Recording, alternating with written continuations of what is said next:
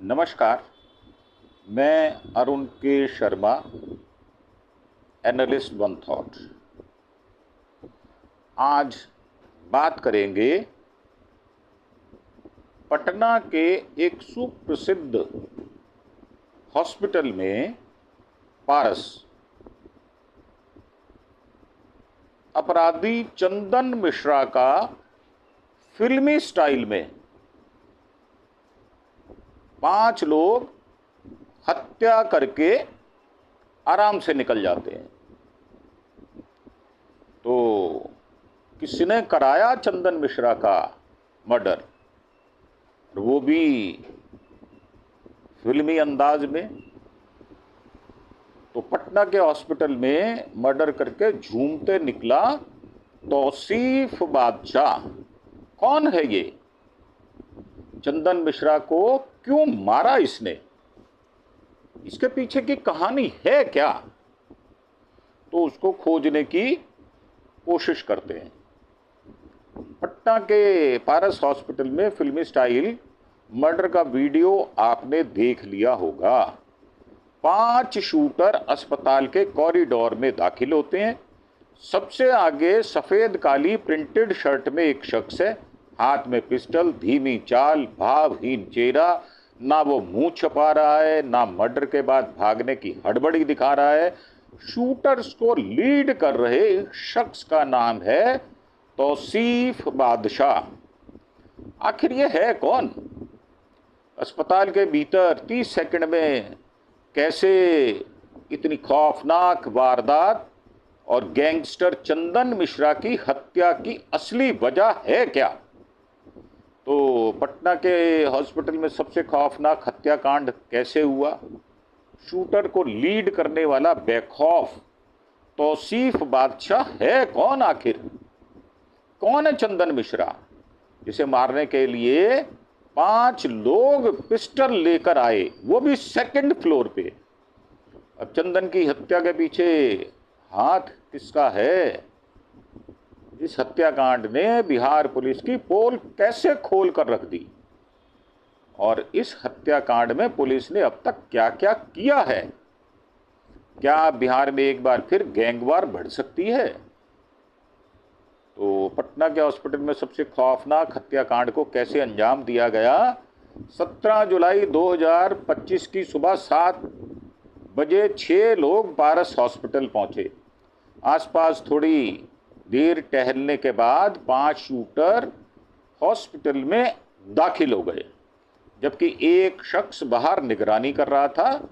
2nd floor पर लगे CCTV कैमरे में सुबह 7:25 पर कॉरिडोर में 5 शूटर दिख रहे हैं।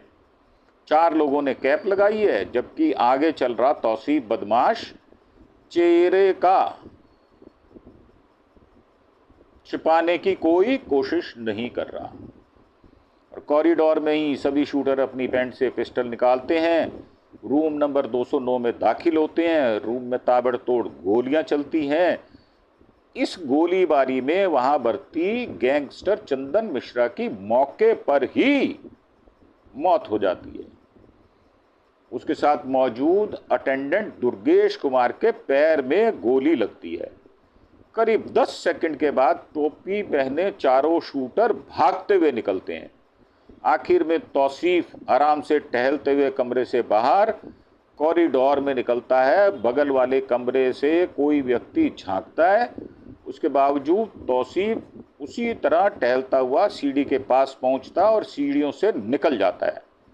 हाल के सालों में बिहार का सबसे खौफनाक हत्याकांड महज 30 सेकंड में खत्म हो जाता है।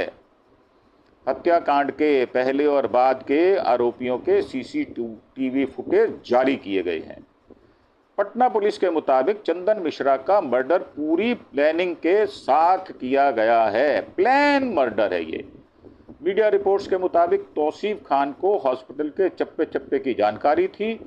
कुछ दिन पहले उसका एक करीबी पारस हॉस्पिटल में भर्ती हुआ था। इस दौरान उसका अस्पताल में आना जाना लगा रहता था। वारदात से पहले उसने अस्पताल की रेकी भी की थी। 2 जुलाई से 18 जुलाई तक चंदन मिश्रा को इलाज के लिए पैरोल मिली थी। 15 जुलाई को चंदन मिश्रा का ऑपरेशन होने के बाद डॉक्टर्स ने उसे 16 जुलाई को ही डिस्चार्ज देने को कहा था, लेकिन चंदन और उसके साथ के लोगों ने 17 जुलाई को डिस्चार्ज की बात कही थी। तौसीफ ने चंदन के बारे में पूरी जानकारी जुटाई, उसी हिसाब से मर्डर का पूरा प्लान बनाया गया। ऑपरेशन के बाद चंदन को सेकंड फ्लोर पर प्राइवेट वार्ड में कमरा नंबर 209 में शिफ्ट कर दिया गया। इस कमरे का लॉक खराब था, इसलिए दरवाजा अंदर से बंद नहीं होता था। शूटर्स को ये बात पता थी। पटना पुलिस के मुताबिक हॉस्पिटल के वार्ड गार्ड भी साजिश में शामिल हो सकते हैं। अस्पताल का गेट पास ना होने के बावजूद शूटर सुबह के समय अस्पताल के सेकंड फ्लोर पर तक जा पहुंचे, जबकि भर्ती मरीजों से मिलने का समय 11:30 से 12:30 का था। अब शूटर्स को पटना में ही पिस्टल, बाइक और बाकी मदद मिली। पटना के एडीजी कुंदन कृष्णन ने बताया, जिन लोगों ने इन शूटर को हथियार, गाड़ी, दूसरे संसाधन मुहैया कराए थे, उनकी भी पहचान कर ली गई है। पटना के एसएसपी कार्तिकेय शर्मा के मुताबिक चंदन की हत्या के बाद सभी आरोपी बक्सर की तरफ भाग गए थे। सभी की पहचान कर ली गई है। पुलिस सभी के ठिकानों पर दबिश देकर पकड़ने की कोशिश कर रही है। शूटर्स को लीड करने वाला बेखौफ तौसीफ बादशाह है कौन? तो सीसीटीवी फुटेज में दिख रहे शूटर्स में सबसे आगे तौसीफ खान उर्फ बादशाह है। बादशाह पटना के फुलवारी शरीफ इलाके का रहने वाला है। सेंट कैरन स्कूल का पढ़ा है। मीडिया रिपोर्ट्स के मुताबिक चंदन जमीन का कारोबार करता था। उसकी मां स्कूल टीचर है, जबकि पिता हार्डवेयर की दुकान चलाते हैं। तौसीफ खान पर इससे पहले अवैध हथियार रखने का मामला दर्ज किया जा चुका है। और ये फोटो भी तौसीफ खान उर्फ बादशाह की शेयर की गई है। सोशल मीडिया पर एक पोस्टर भी वायरल है, जिसमें पशुपतिनाथ पारस के साथ तौसीफ खान और कई अन्य लोगों की तस्वीरें लगी हैं। तौसीफ के नाम के नीचे समाज सेवी लिखा है। पूर्व सांसद पशुपति पारस केंद्रीय मंत्री चिराग पासवान के सगे चाचा हैं और रामविलास पासवान के निधन के बाद लोक जनशक्ति पार्टी से टूटकर बनी राष्ट्रीय लोक जनशक्ति पार्टी के राष्ट्रीय अध्यक्ष भी हैं। और यहाँ पर ये पोस्टर दिख रहा है, जिसमें सोशल मीडिया पर पशुपति पारस की तस्वीर के साथ तौसीफ खान की भी तस्वीर लगी हुई है। पुलिस का कहना है कि बीते कुछ समय से तौसीफ सुपारी लेकर हत्याएं करने लगा था। ऐसी आशंका है कि चंदन की हत्या भी उसने सुपारी लेकर की गई हो। कौन है चंदन मिश्रा, जिसे मारने के लिए 5 लोग पिस्टल लेकर आए? तो चंदन मिश्रा बिहार के बक्सर जिले में सोनबरसा गांव का रहने वाला था। उस पर 24 मामले दर्ज हैं और 10 से ज़्यादा हत्याएं करने के आरोप हैं। चंदन ने बचपन में क्रिकेट खेलने के दौरान पहली हत्या की थी। सोनवर्षा क्रिकेट ग्राउंड में क्रिकेट खेलने के दौरान गांव के ही सोनू मिश्रा ने चंदन का झगड़ा हो गया। चंदन इसकी शिकायत करने सोनू के घर गया, वहां उसकी पिटाई कर दी गई। चंदन वापस घर आ गया, पिता की लाइसेंसी राइफल उठाई, सोनू मिश्रा की गोली मारकर हत्या कर दी। लोगों ने पकड़कर पुलिस को सौंप दिया। 3.5 साल जेल में रहने के बाद घर वालों ने चंदन के नाबालिग होने का प्रमाण पत्र दिया तो कोर्ट ने उसे रिमांड होम भेज दिया। अक्टूबर 2010 में बक्सर कोर्ट में पेशी के दौरान चंदन फरार हो गया। अब 2009 में जेल में चंदन की शेरू सिंह से मुलाकात हुई थी। शेरू अपने चाचा की हत्या के मामले में बंद था। शेरू को भी नाबालिग होने के कारण बाल सुधार गृह से रिहा कर दिया गया था। इसके बाद चंदन शेरू के साथ मिलकर गैंग चलाने लगा। यहाँ शेरू की भी और चंदन मिश्रा की पुरानी फोटो, जो बहुत छोटी उम्र की है, 17, 18, 20 साल की, लूट और अपहरण कर फिरौती धमकाकर पैसे की उगाही करना उसका क्राइम पैटर्न था। कई शहरों में ऐलान कर मर्डर कर चुका था। 21 अगस्त 2011 को चंदन ने बक्सर के चूना व्यवसायी राजिंदर केसरी को रंगदारी ना देने पर एक दिन पहले ऐलान करके हत्या कर दी थी। इसी मामले में 12 फरवरी 2020 को पटना हाईकोर्ट ने शेरू सिंह और चंदन को दोषी ठहराते हुए सजा सुनाई थी। चंदन मिश्रा पिछले 12 सालों से जेल में बंद था। उसे बक्सर जेल से भागलपुर और फिर पटना के बेऊर जेल में शिफ्ट किया गया था।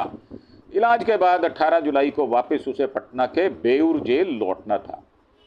चंदन मिश्रा की हत्या के पीछे किसका हाथ है? पटना के एडीजी कुंदन कृष्णन के मुताबिक चंदन मिश्रा की हत्या कुख्यात अपराधी शेरू सिंह ने अपने गुर्गों से करवाई है।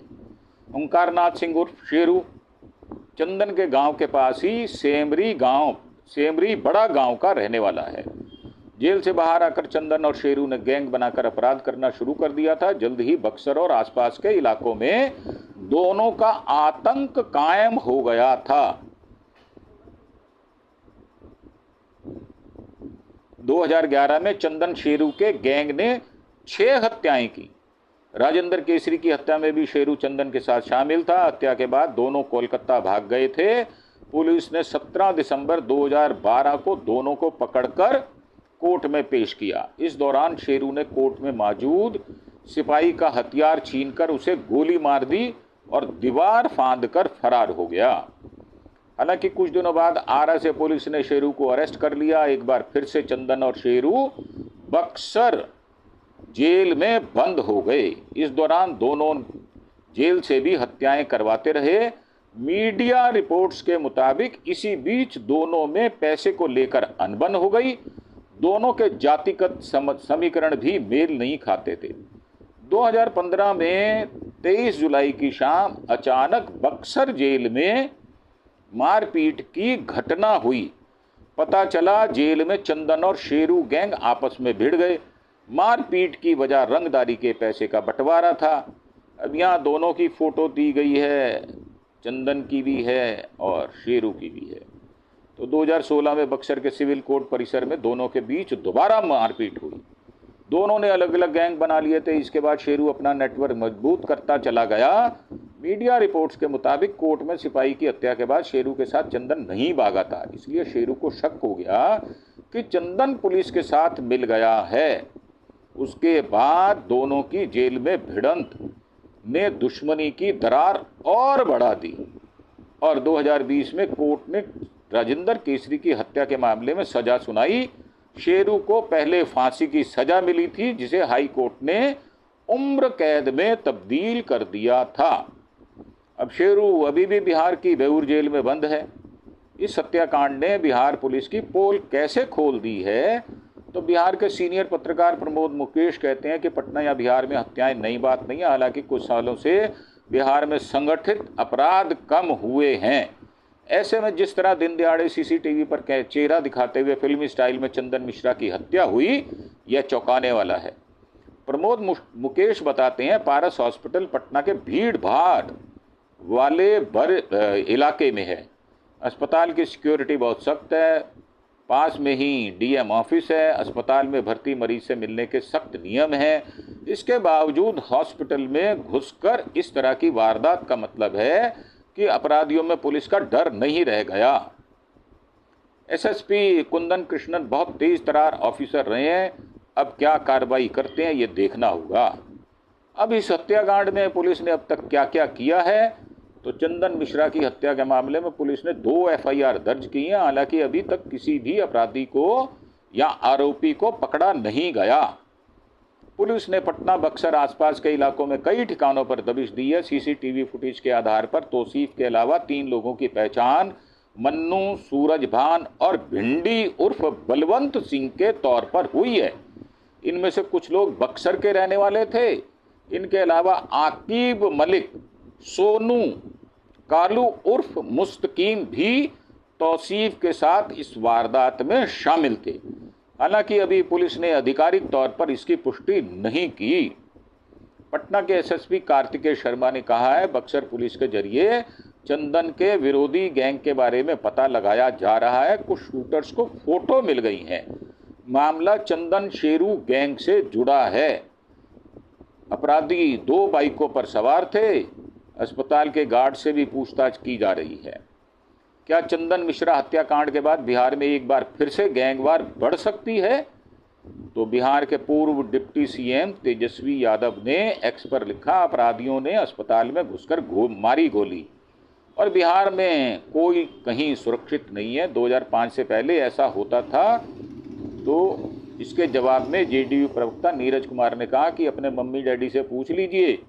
13 जून 1998 को राबड़ी देवी की सरकार में मंत्री ब्रिज बिहारी प्रसाद की हत्या IGIMS पटना के अस्पताल में कर दी गई थी।